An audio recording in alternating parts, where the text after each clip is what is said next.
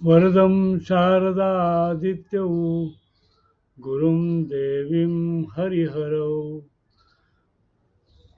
धन्वन्तरिं पतञ्जलिं वन्दे स्वास्थ्यधनं रक्षणाय. नमस्कार. आपण व्रताचरण बघतोय, त्यामुळे आज चहा घेता घेता सहजच आरोग्यासाठी व्रत कशी करावी आणि काय करावीत हा विषय आपला चालू आहे. कारण अजून एक 8-10 दिवसात श्रावण चालू होईल आणि श्रावणात वेगवेगळी व्रत करतात. हा एक प्रघात आहे आणि चांगली गोष्ट आहे. त्या निमित्ताने एखादा नेम करणं, एखादी वेगळी आचारसंहिता अशी आचरणं हे चांगली गोष्ट आहे. मग त्याच्यामध्ये कांदा लसूण न खाणं असेल किंवा नॉनव्हेज न खाणं असेल, मदिरा प्राशन न करणं असेल, ही पण महत्त्वाची व्रतच आहेत मानली तर. पण असं दिसतं ना की अरे, एक महिन्यावर खायचं नाही आहे म्हणजे किती त्रास, अशा तऱ्हेचंही दिसतंच ना.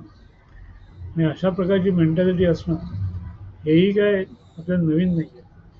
किंबहुना आम्हाला दवाखान्यामध्ये अजून अजून खाता येत नाही याच्याबद्दल दुःख वाढणारे लोक आणि स्पष्टपणे मांडणारे लोक अनेक असतात. आणि त्यांना त्या गोष्टींशिवाय त्यांना चैनच पडत नसतं. त्याच्याशिवाय जेवण आणि जीवन दोन्हीही व्यर्थ असंच वाटत असतं.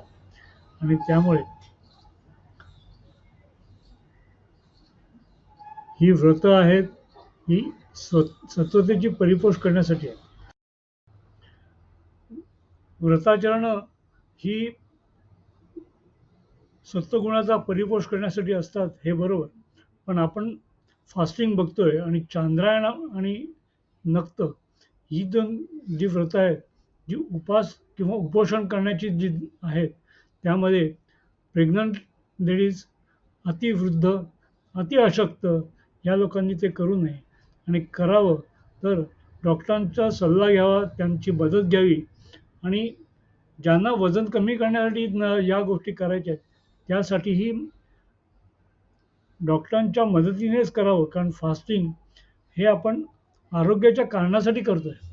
आणि त्यामुळे आपल्याला हे समजून घ्यायला पाहिजे की वेगवेगळ्या गोष्टी वरती येऊ शकतात आणि त्यामुळे त्या अडचणी येऊ नयेत आणि आल्या तर निराकरण व्हावं. त्यामुळे उगाच आपण फार त्याच्यामध्ये त्रास घेऊ नये. डॉक्टरांच्या मदतीने ही व्रतं करावी, उपोषणाची विशेषतः.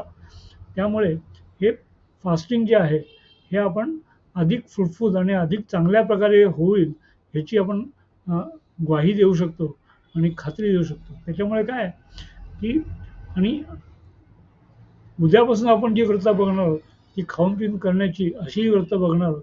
कारण फक्त उपोषण किंवा न खाता करणं हाच काय एक व्रतांचा एकमेव उपाय नाही आहे. तर वेगळी व्रतं जी आहेत ती आपण उद्यापासून पाहू. जय जय रघुवीर समर्थ. वंदे अश्विनी कुमारौ च वंदे धन्वन्तरिं तथा पतञ्जलिं गुरुं वन्दे शरीरस्वास्थ्यसिद्धये.